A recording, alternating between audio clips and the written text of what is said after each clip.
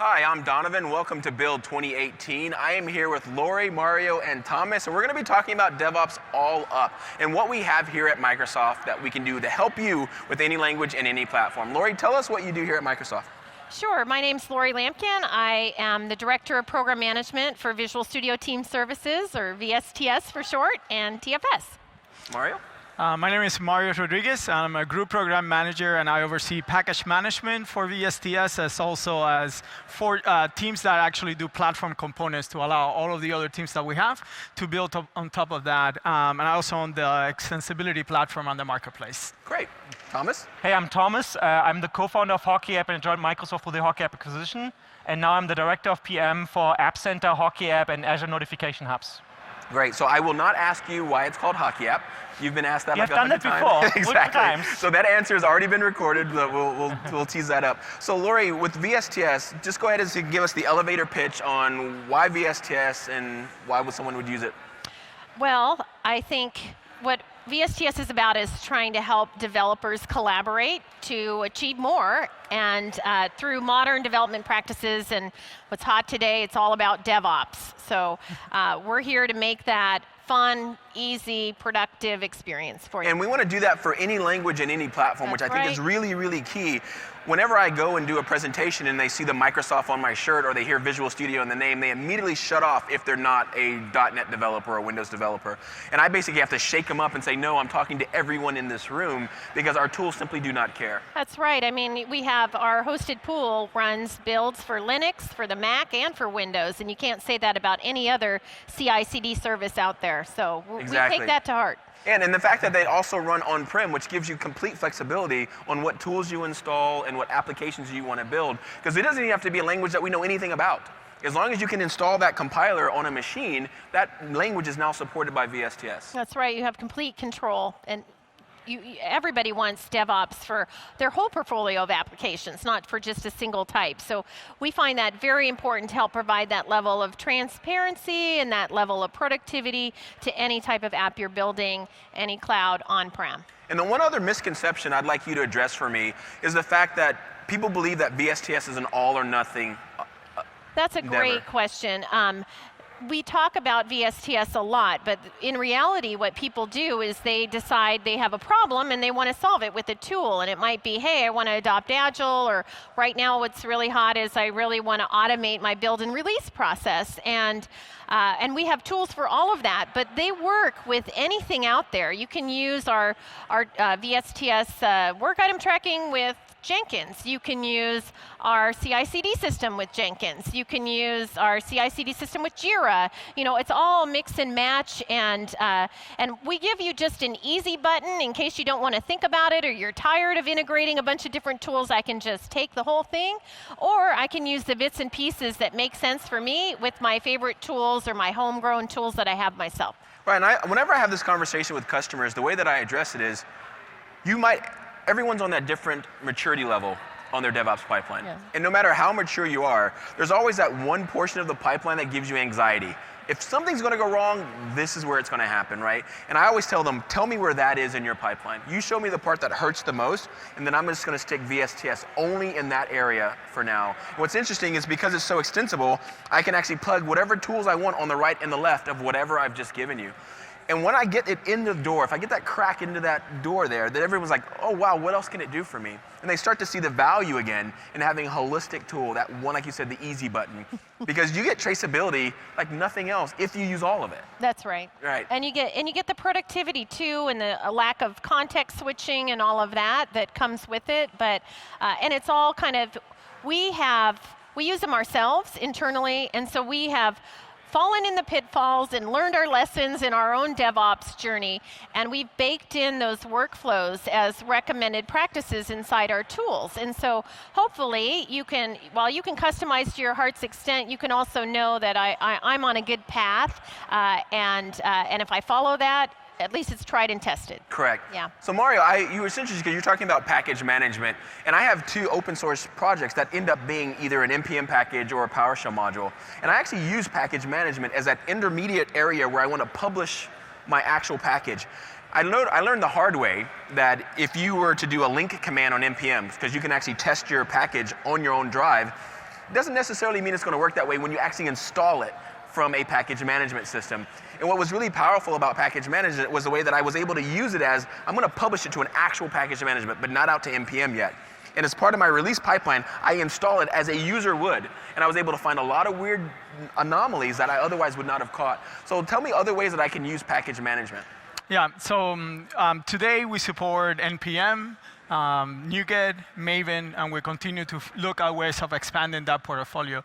But what we really want to do is kind of twofold, right? There's a set of packages that you actually do for your dev inner loop. Think about it that way. And a lot of the people that use us, because we're essentially a private package management solution, they use us to actually push a set of packages that they use in their dev inner loop. Gotcha. So it doesn't even have to be about releasing anything externally. You could even use it to make your development team more effective and efficient as well. And then you also use it, of course, for the traditional thing. A lot, the NPM community uses a lot of open source. NuGet has a very vibrant ecosystem as well. So clearly, as you're looking to actually reuse what has already out there, you're going to use a package management system. We just released a feature that we call upstreams. And what upstreams actually do, it allows us to actually cache the packages from NuGet.org and NPM and make them available right there in your registry.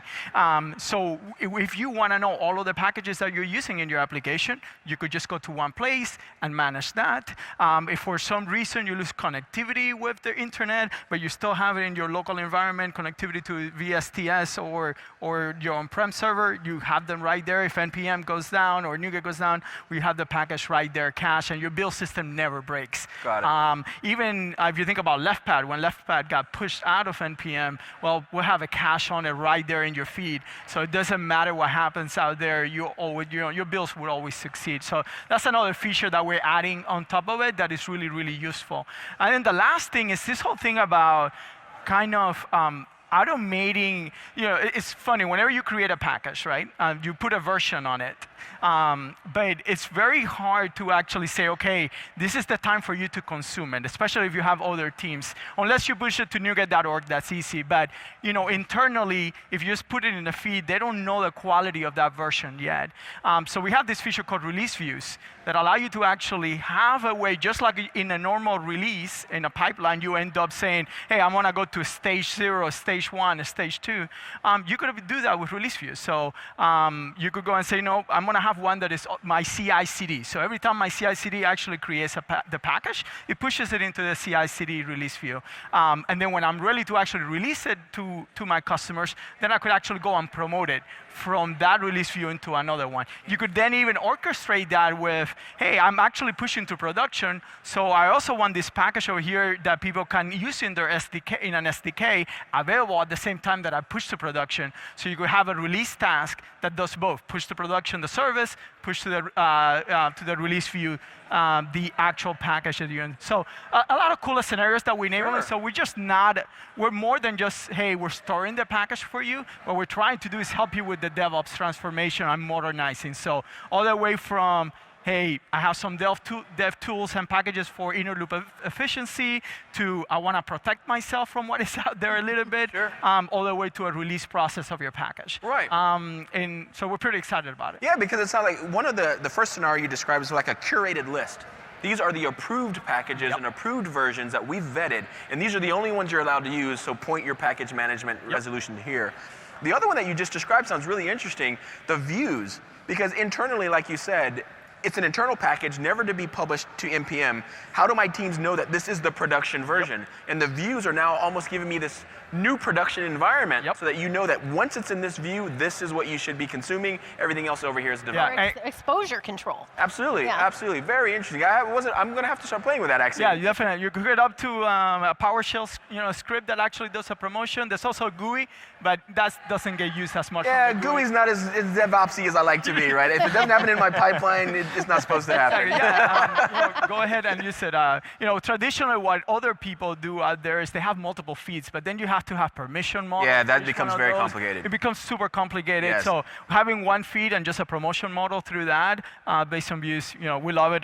Some of our customers love it. Yeah, the NPM task has recently been updated to where using multiple feeds is a little bit easier because as part of the task, you can actually say, this is the feed you're publishing to. Yes. Previously, you had to go modify the .npmrc file, which was a nightmare because so many scripts I had trying to scribble in the right keys and the right permissions, and not having to do that anymore has been fantastic. Yeah, and again, with upstreams, you could actually upstream multiple feeds into one.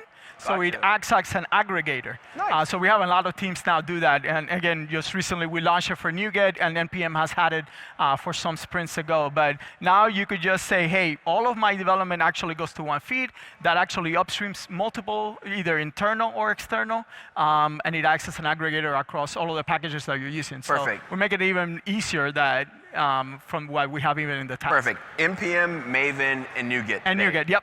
Okay, great. And then on the roadmap are obviously other languages. So that yeah, I mean, Python is super hot in the community, right? So we could ask about that, PyPy specifically. Yep. We're also working on some stuff that we cannot talk about today. Sure, That understood. is super exciting as well. That hopefully later on we'll be announcing. But yeah, so think about like more or less we try to make sure that as communities need a kind of private registry support, that we're there to support them on that. All right, fantastic. So Thomas, Yes. I saw in the keynote Samina was doing an App Center demo for us, and that's what you own now. Tell us some cool things about App Center and some of the future things that we can be expecting from App Center. Oh, you want me to lead? I do.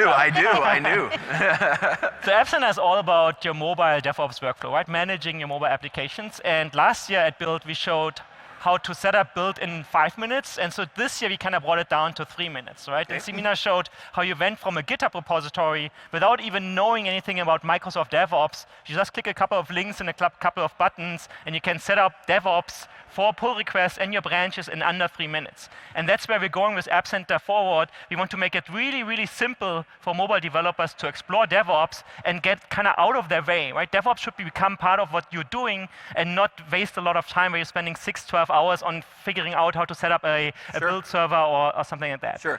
So, yeah.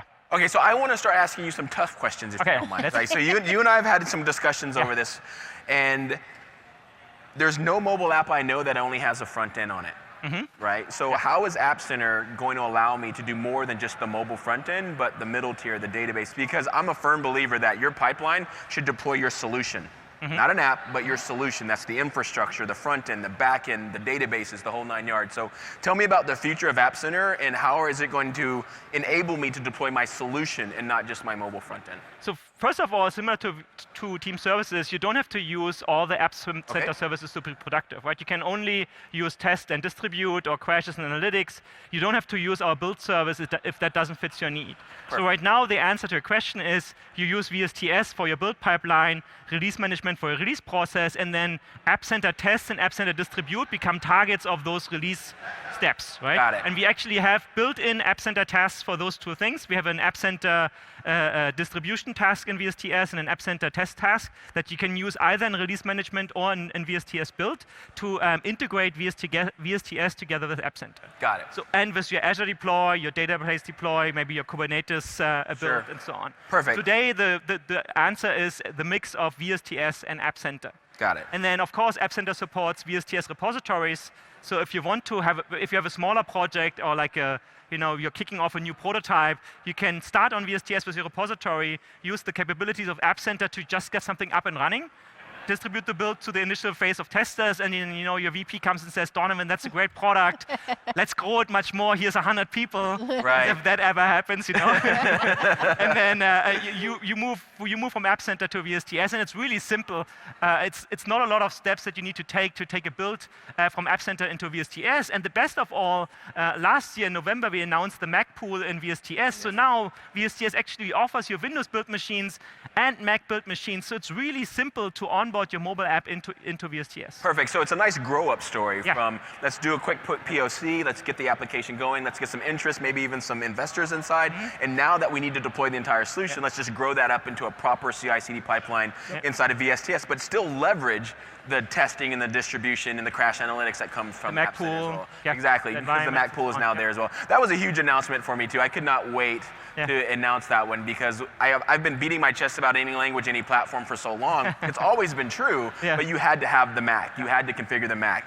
And I must bleed really blue because I hate using a Mac and I hate setting up a Mac for mobile development. It's a pain. Getting all the SDKs, everything is such a nightmare to get set up. And now having that easy button again, to go back to your first statement of just, you go build it, right? Because I just simply don't have time, because every time I have to update my Mac, it's just a nightmare, and getting the right SDKs and the right versions and everything. And now, and you know, behind the scenes, we share the Macs, right? So it's the same Mac pool in App Center and VSTS. Awesome. App Center gets an update, whatever, to Xamarin, newest Xamarin version, then VSTS gets the same benefits from App Center, and vice versa. If VSTS gets updates under the hood, then App Center can benefit from those updates. Great. So we've talked a lot about DevOps, and a lot of it's kind of geared towards the cloud, but VSTS has a twin called TFS, and even though VSTS is in the cloud, it doesn't prevent you from deploying on-prem. Right. So talk to me about that kind of hybrid or the flexibility that we have with either two offerings or the fact that we can deploy on-prem. Yeah, so we have one code base that we use that we all of our folks are working in,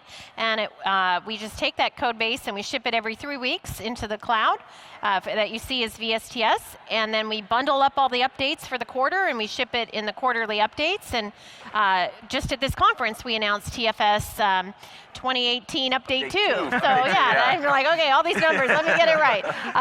So and it has a ton of value in it that we've seen come on in the service in the last 6 months or so, maybe 5, and you just see it come in now for on-prem. So you should be able to use whatever, work on modern development tools, whether you're on-prem or in the cloud.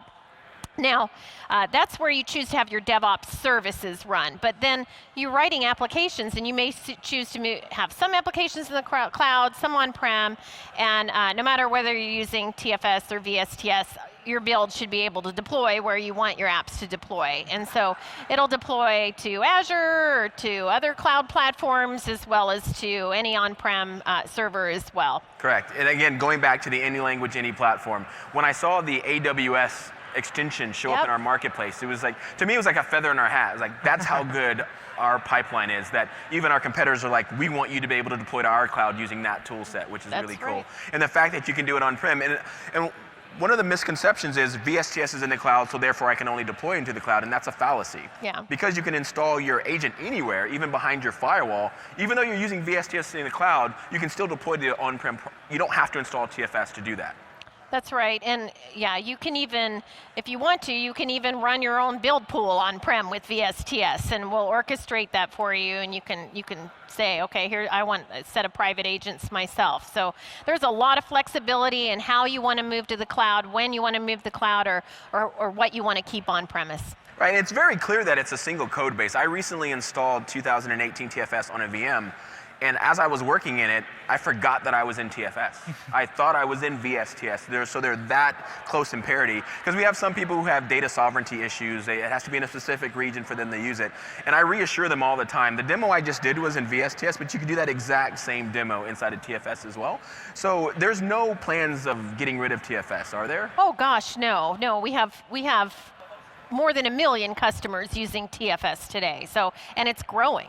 We look at those metrics and see that more and more people are using TFS. So a very healthy business, and we plan on supporting people on-prem for as long as they need it. Great, and I'll ask you another hard question, or a question that I get asked very often, and I want to hear it from the official answer.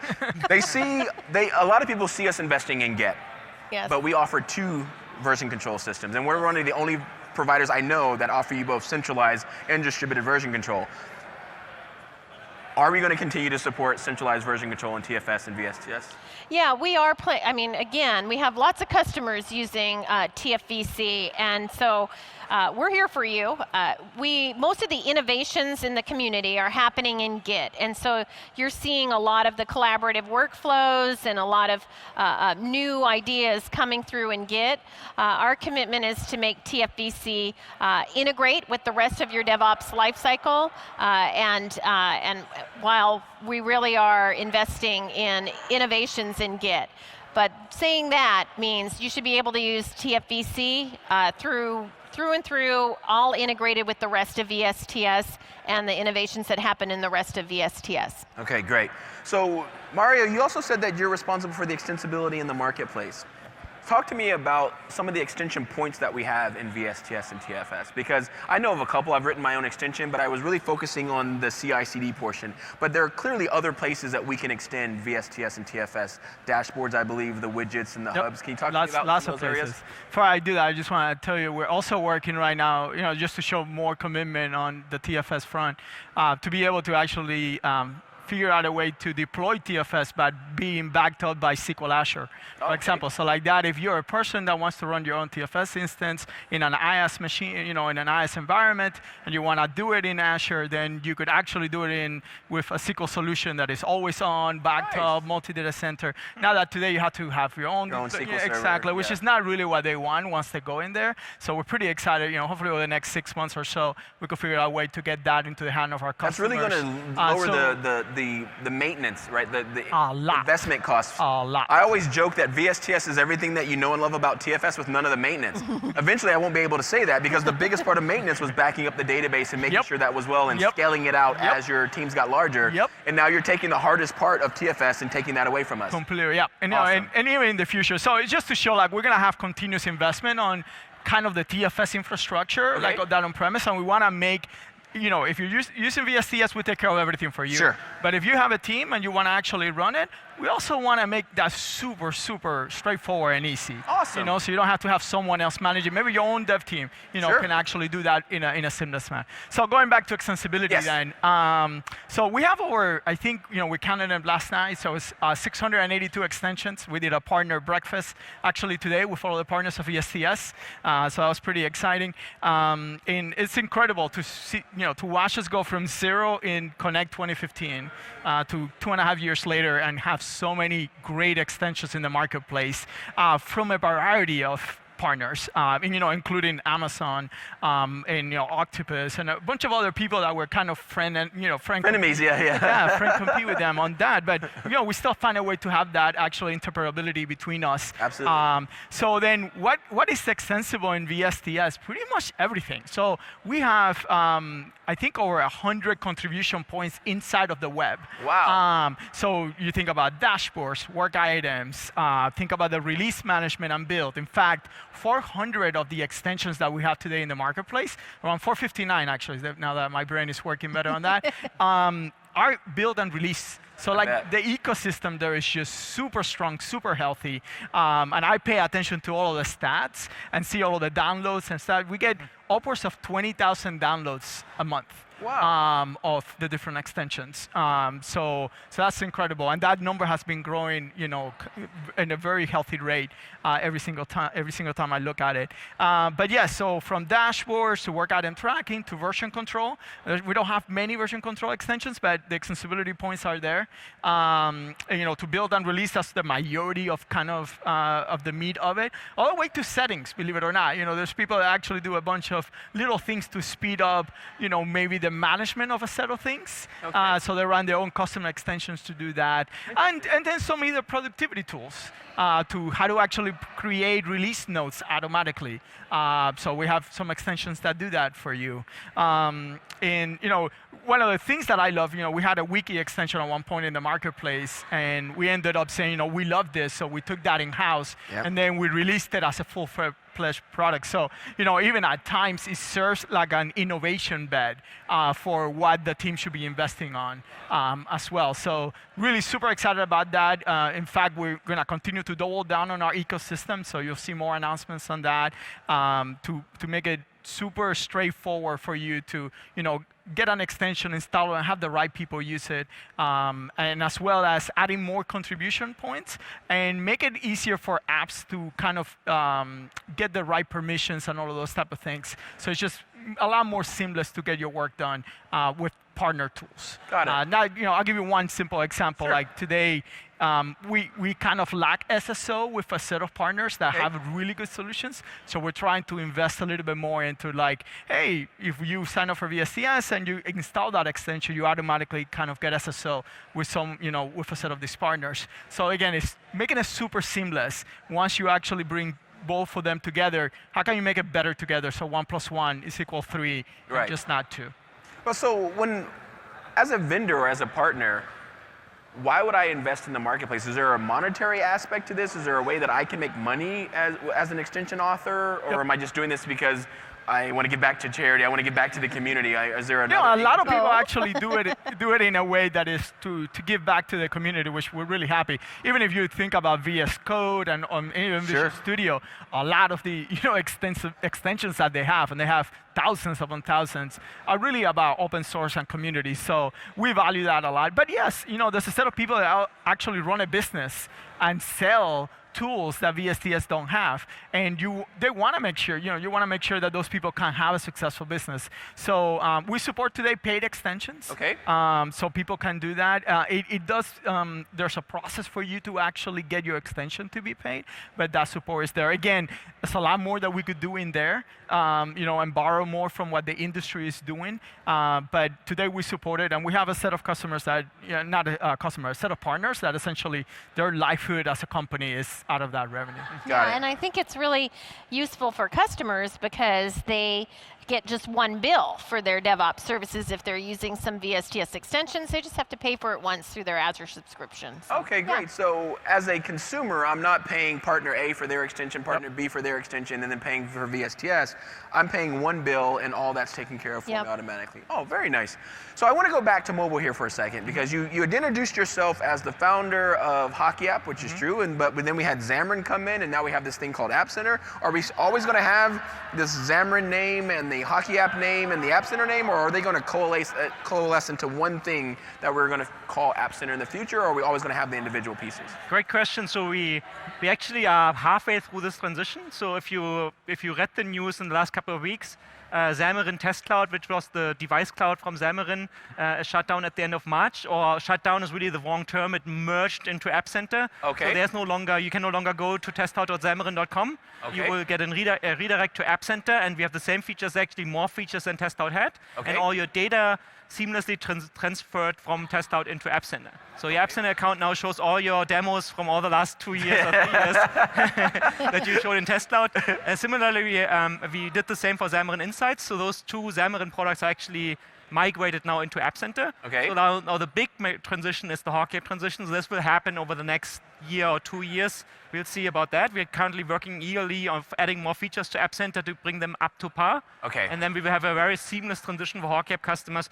I don't know if you know that, but Hockey App, you can use your Hockey App account to sign into App Center and vice versa. They're the same thing. And even if you sign up for App Center today, we create a Hockey App account for you, and all your Hockey App apps are visible in App Center. Your crash reports are flowing into App Center. So we will enable a very seamless transition, and one day we just snip, and then Hockey App will be gone, and App Center will be the future of all mobile DevOps for Microsoft. All right, perfect. So I'm going to come back to Lori. So we're kind of going round and around here. Round table. Right. So what I want to talk about is things that we can start planning for in the future. What is on the roadmap? Because from what I understand, the way that we do planning on the VSTS team is you have an 18-month scenario, I believe it is, and you break it down into 6-month seasons. Can you share any of the seasons or the scenarios that You're we really might be thinking about? digging for stuff here. I am. I'm actually asking questions that I'm interested in knowing the answers to. You want to know the answer. Yeah, that's great. No, I think you've seen some of what we're doing here. I think that clearly CI/CD is very important to people today, and you've seen us today talk about our container support that we have in Azure. Well, you demoed. Why am I telling you this? AKS DevOps, Azure DevOps project support. What we want to do is make sure it's super easy to get started end-to-end with a great DevOps pipeline when you first get started on Azure. Make that really smooth and seamless. And then we want to keep innovating in modern practices that you're using with Azure, both in terms of all the different resources that are available in your CI/CD pipeline, but also how you can get great insights from production telemetry and whatnot. We talked a little bit about green lighting, where you can set a release gate and have it be gated on some telemetry results. Well, there's much more that we can be doing in that area around blue-green deployments and canary level deployments and exposure and all that. So we want to keep pushing the envelope on that and make Azure just a really great place to get started, but a release pipeline that supports modern development practices anywhere. Great. Yeah, go ahead. And a lot of customers that are new to DevOps feel that it's time to pat themselves on the back once they've deployed into production. And to me, that's not the end of the road for you, right? The end of the road is when you learn from what's happening in production. You take the data, the metrics, the telemetry, and you actually fold that back into your actual product backlog. Too many people make the assumption that your product owner knows what's important and what's not important, and they go and they do the first item, they push it into production, and they don't monitor it. And they just assume that they delivered value. But if no one accesses that new page, no one accesses that new feature, you didn't deliver value. And you don't know that, so you just blindly follow this priority list. Are there going to be any investments in VSTS that are going to allow us to somehow take that telemetry that we're collecting, that information, and fold it back into and help us prioritize our product backlog? Well, now you're starting to ask me very specific questions about what we're doing in VSTS, and I'd say we're not ready to announce anything new, specific features, but I will say that rounding out the DevOps lifecycle, and we know there's several opportunities in these sort of what I'll call ops integrations are going to be really valuable for people. I think the other key area of investment that you'll be seeing is acquiring VSTS. And that when you were saying earlier, how can I incrementally adopt pieces of VSTS, and how can I know better what you were trying to adopt and give you a better, smoother experience as you're getting started with DevOps or getting started using just a piece of VSTS. And so you'll see a lot of investments there as well coming forward. Perfect. Yeah. So Mario and Thomas, actually this is open for everyone. We're about to run out of time here, and I just wanted to give you an opportunity. If there's anything that I haven't asked you or something that you'd like to highlight about the area that you specialize in on DevOps all up, and again, it doesn't have to be specific to Azure, but helping our customers on this transformation, because they're all on it. The most popular talk I give around the world is how Microsoft does DevOps. Everyone is curious because they're all on this transformation, and I'm kind of curious for some little anecdotes or some stories that might help our customers just have a sigh of relief, because what they love to hear is that we failed at one point, because they think it's okay now for them to fail. And I was just curious in the last few minutes here, do you have any anecdotes or any advice for people who are on this transformation as well? Well, I would say, I wasn't sure if he was asking you or me. I'm asking all of you. Okay. I'm asking all of you. I would say it's a journey of failure, you know, like I feel, when I tell that story, it's like, well, we started with Agile and we fell into the Scrummerfall trap, and then we got ourselves out of that, and then we realized, oh, how do we do great code integration and moving to Git, and then automating our pipeline, and then realizing we had this test debt. You know, it just seemed like, wow, over and over we kept finding what's the next big problem to solve. And so it just gets better and better, but it's just a journey of continuous improvement, and be patient. And I wish I had other people telling their stories when we were going through it, or maybe I should have been listening more. We could have avoided a few. Yeah, what's interesting is that, go ahead. Well, you know, you always ask me for yet another feature, right? Yeah. Like, why don't you do this? Why don't you do this? Why it's not integrated into VSTS? And all the customers do kind of like the same with us, right? They say, why don't you support GitLab, or why don't you, add this feature? And the challenge really for us as Microsoft is that we have to pick the right features, right? And DevOps enables us to iterate really quickly,